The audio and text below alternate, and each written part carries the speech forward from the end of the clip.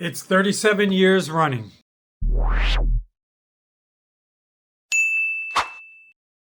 Okay, so if not now, when? We've talked about this. Everybody involved that's an alumni that covers the program, watches the program, fans have been saying this is the year. If we can't do it this year, then when? When are we going to get there, Coach? When is there? Just when you thought it actually looked like we were going to do the unthinkable and beat the bane of our existence that's been Penn State. By the way, my name is Tom. I'm a Rutgers alum. Rutgers football season ticket holder, section 124. Have been going to Rutgers games since the early 70s. Yes, I am an OG. I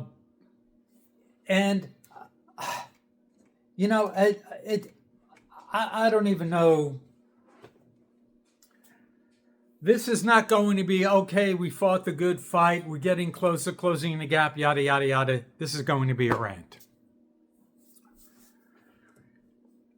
As Mike from the Night Report said yesterday, and we snatched, it's unbelievable. We snatched defeat from the jaws of victory.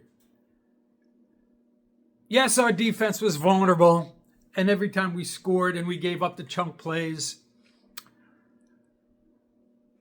and the offense bounced back, and you thought, okay, this is a new look for us. It's our offense that's going to have to carry the day, not the gritty defense. And they were able to do that for the most part. Let me say this. Athan's fumble, yes, it was a big deal. It was another inopportune, blown play at the worst possible time. But it's not only on him. Just say, we didn't score a touchdown, we kick a field goal, we go up 6 points. Anybody have confidence we're going to be able to stop Penn State from running the ball down our throat and scoring a touchdown, taking a 1-point lead? No. It's just another in a pattern of late game meltdowns, very late into the game, where we just don't know how to win. Night Report said this yesterday. We've always talked about this. We don't know how to win. Other teams do it. UCLA, Northwestern, Iowa were able to do what we weren't able to do, and that's beat Penn State. With a new coach and going to Penn State next year, do you think we stand any chance whatsoever? We turn another potential program-defining win in Shiano 2 into another disappointing, deflating loss. And me and my buddy, who we have season tickets together, he's like, I just yesterday said, I don't know if we can do this anymore. The time, the expense, the aggravation, the going to the games, getting to the stadium, getting at this, just a general frustration. Is it worth it? It's not a lot to ask to not have a meltdown for once in a winnable game. I mean, it's not rocket science.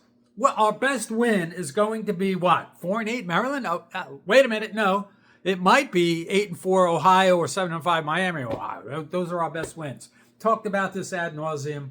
We only beat the teams that we should beat, and against our peers that are a little better than us and elite teams, we do nothing. Never beat the big boys, even when they're at their worst. This was our opportunity because things. It looks like Chesney might be from James Madison. Look out, maybe Penn State will go 11 or 12-0 next year, and it'll be Ohio State, Indiana, and Penn State next year.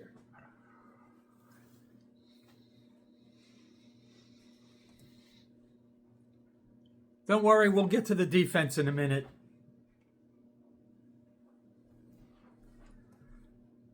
There's a lot to take out of this game, and like I said, this is no moral victory pablum.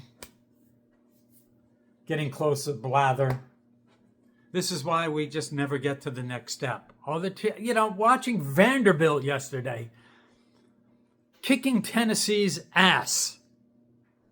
Vanderbilt, the Northwestern of the SEC, is a top 10 and potential college football playoff team. Vanderbilt.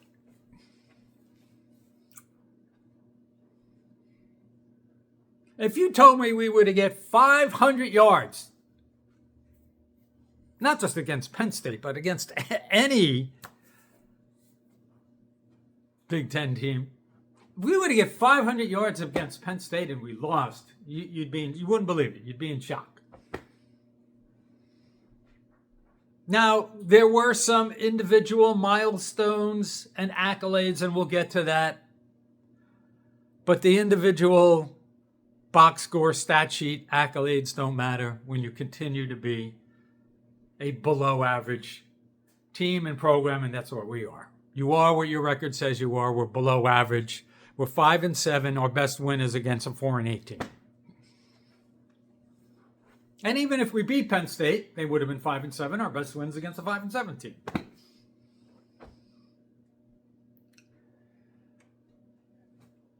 Those accolades, whatever individual milestones we have reached, when you're spinning your wheels in the sand as a program, none of it matters. It's the same grind. It's not even fun. At least if you beat Penn State, we'd realize that we were just a 6-6 team. But we got over a hump, at least as far as being a Rutgers fan, a Rutgers alum.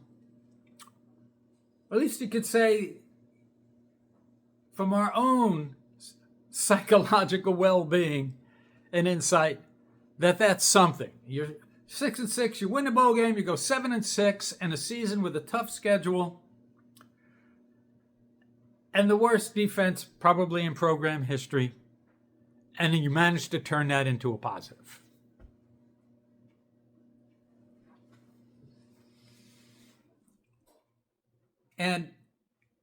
But alas, it was not to be. It's not in our DNA.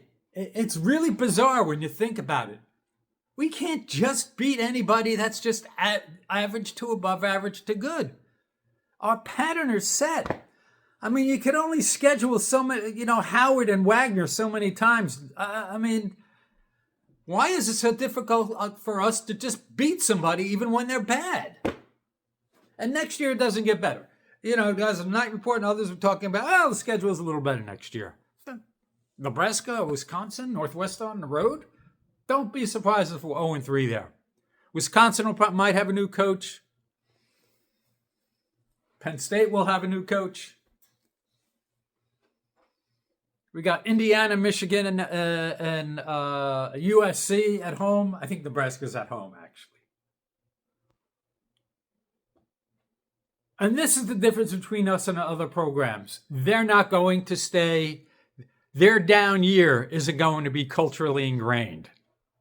They'll bounce back. And just when you think we can go into Wisconsin and beat them, they're going to run us off the field. Because that's just what we do. But hey, we'll beat UMass. We got Howard, right, at home next year. BC, that's 3 wins. I don't know if Michigan State is going to fire Jonathan Smith or not. But that's a toss-up game that leans in our favor unless they get a new coach. But even if they don't, that's exactly the kind of game where you pencil it in at the beginning of the year and then you wind up losing. But you have to, as we stand right now, you have to say we have a little bit of an edge. All right, so we don't have Ohio State, Oregon on the schedule. At best, we're looking at yet another 5-7 season next year. We might not lose to anybody 56-10 and give up 750 yards, but our record will say who we are. It's just not in our DNA.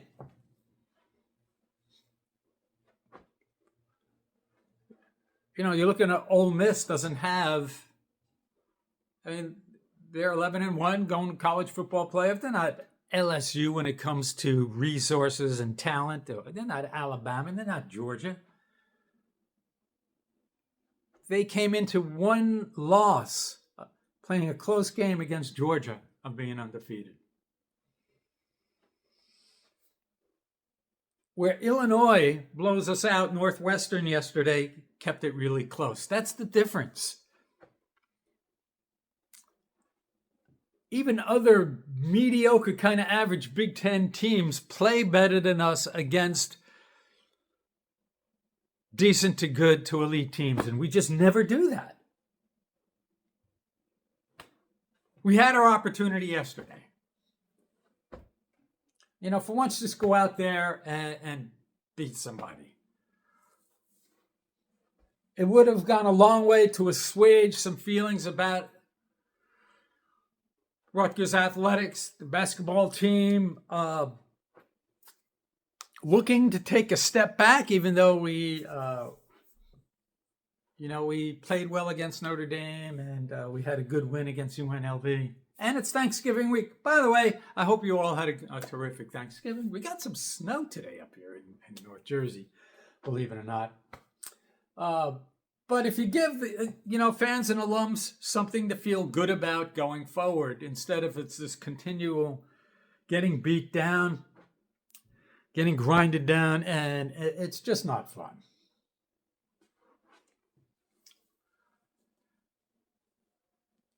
That being said, I hate it when I'm right, because it's predictable. I said in my preview, Penn State, we know what they want to do. Drew Aller is out with Grunkemeyer in there, and with their running back, stable of running backs, they want to be able to just run it, throw it downfield. Grunkemeyer, not a particularly accurate or mobile or dynamic quarterback, got off to a really bad start against Iowa. He's been steadily improving, but he's not a dynamic quarterback. So the conventional wisdom is we'd prefer to defend that kind of offense than the read options, spread them out wide, mobile, athletic kind of quarterbacks that give us problems. And I said in my preview, not so fast, in Lee Corso's words, because if we give up chunk yards to Purdue in the ground game, that's going to happen against Katron Allen Singletary. And then, just because it's what we do, even though that passing game is not very good and not very dynamic, there's going to be wide open guys at times for big plays, and that's exactly what happened.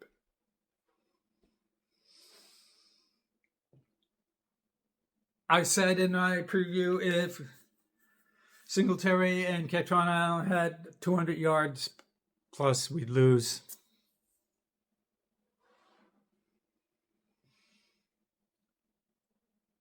I also said that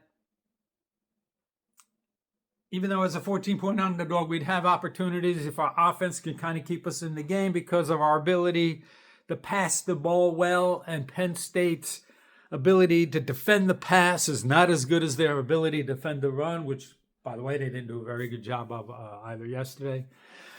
That if Ethan can make some plays in the passing game, particularly late, and not turn the ball over, we'd have opportunities. And we saw what happened yesterday late. Despite being a team that doesn't turn the ball over a lot. That inopportune turnover when Ethan fumbled. And we'll get to this in a second. Another inopportune late game defensive penalty that changed the trajectory of the game was also another boondoggle. That being said, we get off to a good start. We march down the field, 5 plays, 75 yards. We're like, oh, okay, this is not the same old Rutgers-Penn State rivalry. But as Rutgers defense would have it, in its first 5 plays, we give up 250-plus yard plays, running game, passing game. We're down 14-7. Penn State had 220 yards after their first 12 plays, averaging over 18 yards per play. And you're like, oh, man, is our offense going to be able to keep up with this? And, Penn State winds up taking a 21-14 lead, but we tie it at 21-21 going into the end of the first half, going into halftime. 27 seconds left, wide open DT Sheffield. By the way, well, we'll get to that in a second. A little later in the video about his potential future.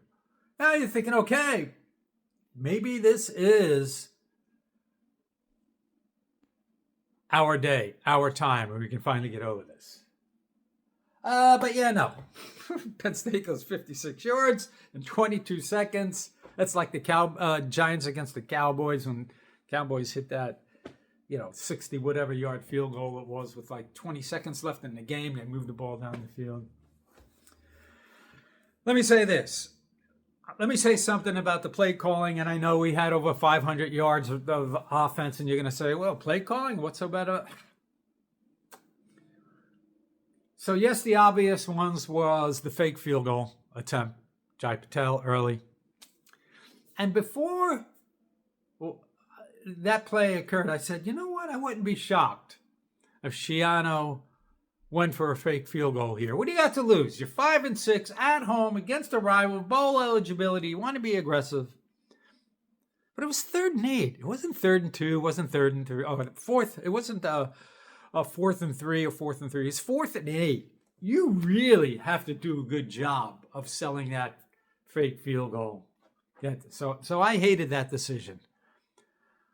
4th and 2, maybe 4th and 3. Okay. Now we're cooking. And then later on in the game, in the fourth quarter, it was 3rd and 2. We get 1 yard on the push, and then it's 4th and 1, and we have Ethan on a rollout. You never go wide on 4th and 1, man. Antoine was carving them up, and okay. Maybe they'll be ready for him, and you want to try and get cute. So maybe you fake that dive to Antoine and do a little short pass. I mean, Penn State did a few of those against us.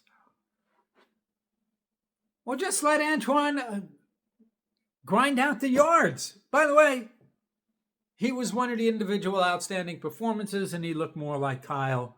And I always kind of said, well, he looks like kind of a mini-me, a cheaper version of Kyle Mononga. He's Kyle Mononga right now. So when we went for the fake field goal, we lost 3 yards. I knew we were in trouble because that could be a potential momentum shifter. And, of course, Penn State went right down the field and scored. Now,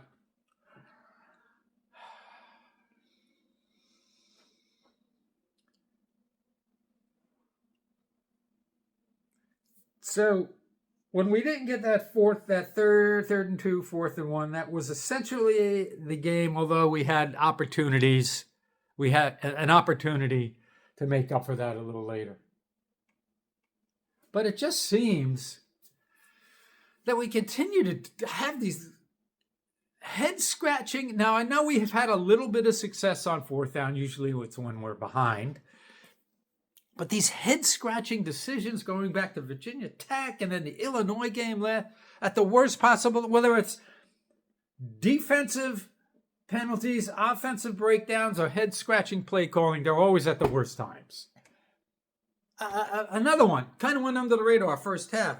I want to say it was like 3rd and 6, 3rd and 5, whatever it was. And we're handing the ball off to Sam. What are we doing? That hasn't worked all year. Now, I love Sam. And he had a touchdown yesterday. Very happy for him. But I don't know why we keep going back to that well. It's not working. Nonetheless, so Penn State came back with that 56 yards in 22 seconds. And they get the ball to start the second half. And you think, man, if they score a touchdown here, this could be it. This can be when the dam breaks. They're moving the ball. By the way, they took a shot on 4th and 2 at their own. I think they were on their own 47. Short pass they executed. They got it. But we hold them to a field goal on that drive. And by the way, on defense, we only gave up 9 points on offense. The other touchdown was on that scoop and score, 8th and fumble. So, late in the season, we've come back to play a little better defense in the second half. We wind up taking a 28-27 lead on a KJ Duff 13-yard pass. By the way, another individually great game and probably the best, not probably, the best catch you've ever seen by a Rutgers receiver, and probably one of the best ever by anyone that should be going viral. We take the 28-27 lead, but of course, our defense being our defense, Penn State goes 83 yards in 6 plays. They take a 33-28 lead, but we keep fighting. And that's what you kind of sensed was different about this game, that even though we weren't perfect, we didn't have to be, because the offense was going to kind of keep up with our defensive lapses that Penn State was taking advantage of. Antoine catches a wide open. I think the defender fell down on the play in the middle of the field, but I don't think it would have mattered anyway. 46-yard wide open touchdown pass to Antoine. Now, Antoine, late in that game, we're just running the ball down Penn State's throat. It's kind of shocking to me, actually, to be honest with you. Penn State has a pretty good defensive line. You know, when I was growing up, they were kind of known as linebacker U, but their defensive lines, you know, it's pretty good, so good job. But then after falling behind 33-28,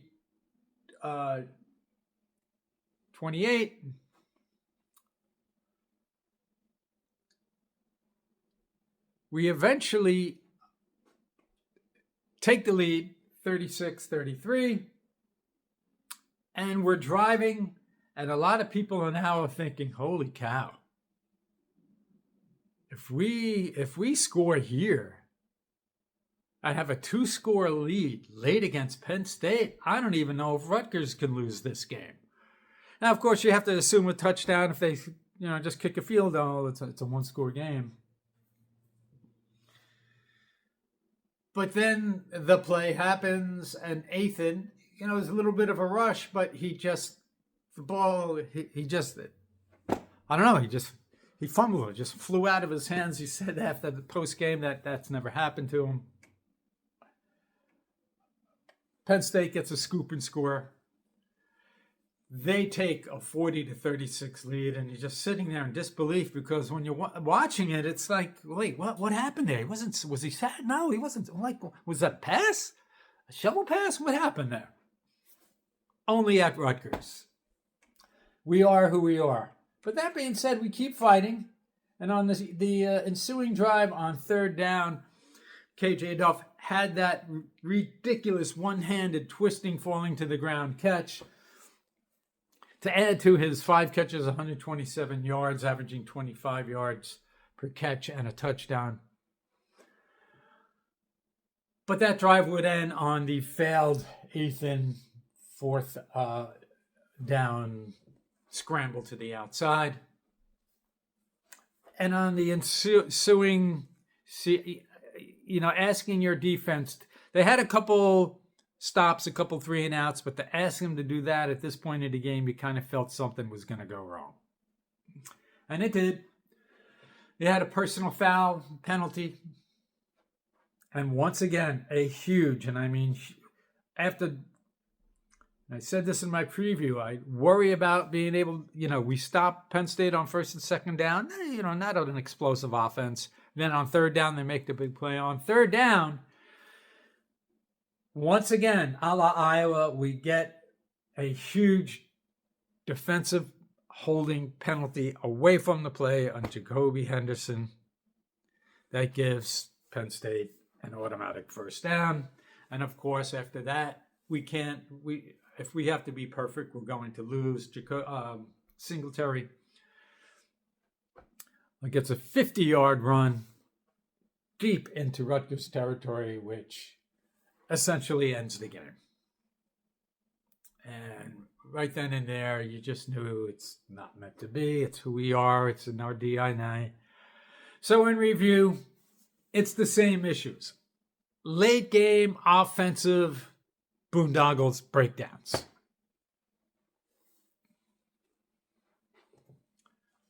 untimely bad penalties. Now we had a lot of penalties yesterday. It was 6 penalties. That's a lot for us. Usually we're around 3 or 4. And of course it was at the worst possible time that we had that defensive penalty. Defensive breakdowns. Getting gashed for big plays. Breakdowns where we have the lead late. We've had leads late against these teams, and we give it up every time. And quite frankly, we got lucky against Purdue.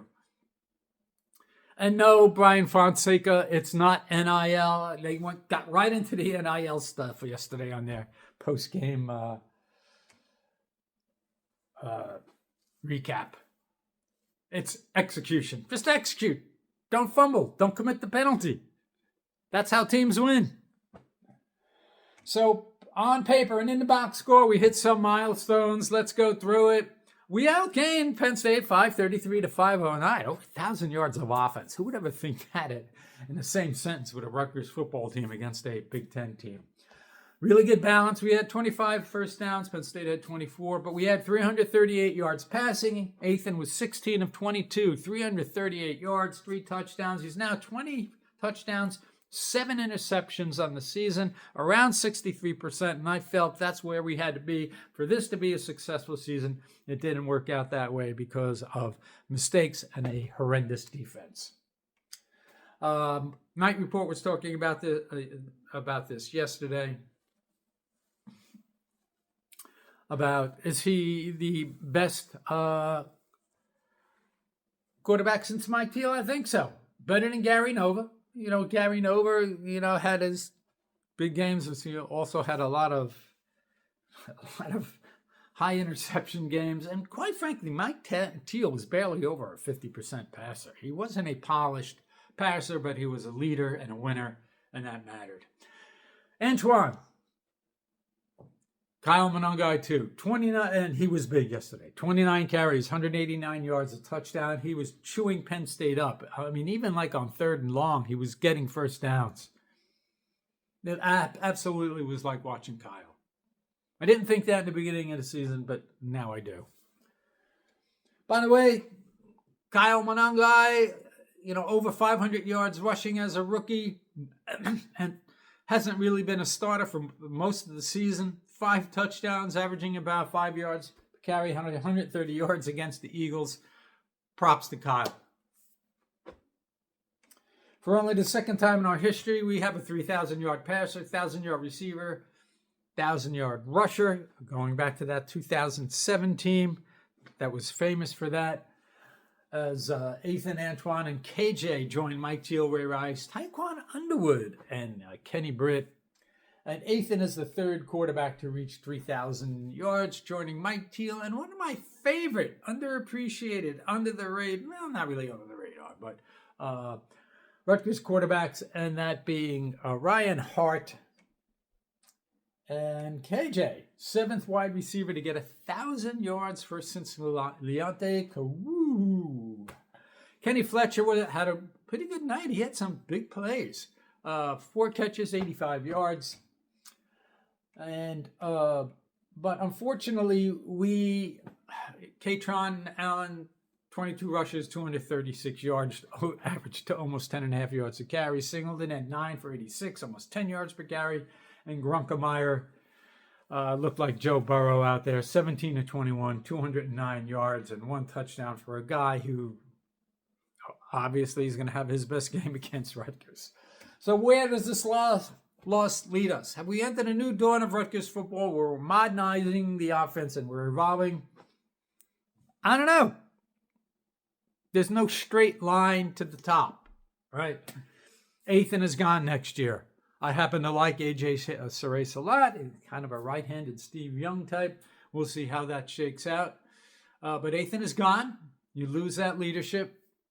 Will KJ stay? Some talk about this on the Night Report yesterday. Richie O'Leary saying there's a 50-50 shot. There'll probably be people throwing money at him.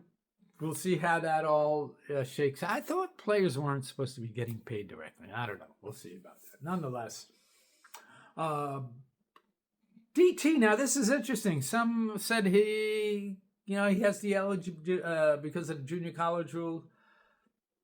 Will come back. But a post by Brian Fonseca on X said that DT posted twice this in the past couple of weeks that this is his last season of college football. So we'll see about that. And, other things, how will the O-line shake out, getting injuries and having guys come up through the system and be ready to play. And obviously a lot of it will come down to the defense. We have a low bar for improvement on the defense. It won't take much to get better. And yes, I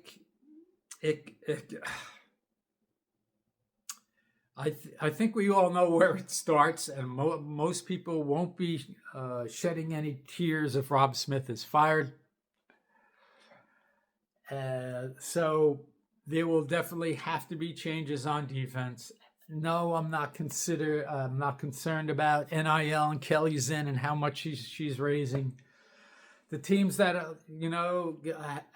have all the NIL now are the teams that were always good. Alabama, Michigan, Ohio State. They've been good for my entire life. I'm 66 years old. They've always been good. They will always be good because of their tradition and their history. Yeah, they'll have down periods every once in a while, but they always bounce back. Vanderbilt, Tulane, they're both ranked. They don't have much in the way of NIL. And Utah. So unless we involve in game management, situational awareness, scheme, play calling, execution, we won't ever be in the top 10 in the Big Ten. Throwing money at the problem won't matter. Beat Minnesota, beat Iowa, beat a 5-6 Penn State team. That's not a lot. It's a big deal for us.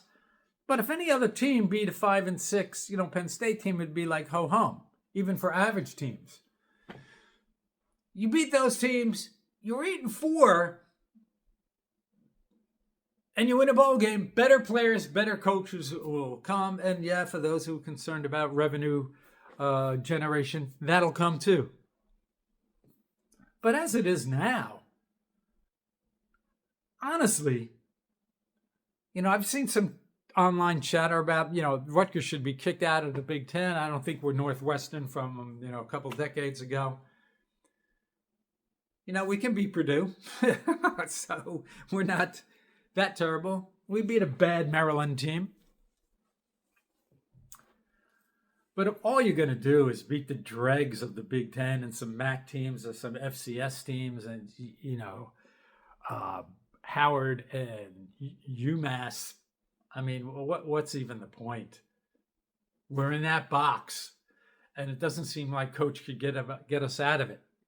Great face of the program, says the right things, goes about his business the right ways. Took on the responsibilities for trying to generate a revenue for the program when there was no official NIL program. Program builder, program winner, taking it to the next step. I don't think he's been very successful at that. Can he do it? I don't know. If we're waiting for the money, it's not the money. It's what it is you do in the game against teams that you had opportunities to beat that you couldn't beat. Straight up. We should have beat Illinois last year. Would have been a different ending, different bowl team matchup. Yeah, Kyle probably still wouldn't have played in the bowl game even if we were 8-4 or 7-5, whatever we would have been. If we won the bowl game, we would have been 8-5.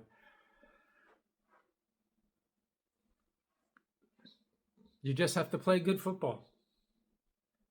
We have talent on this team. What is it, top 30? 35 ranked class. Indiana's top 75. I don't want to hear about Mark Cuban money because their talent doesn't match up. Or I should say their results are way overperforming their talent and their rankings and the like.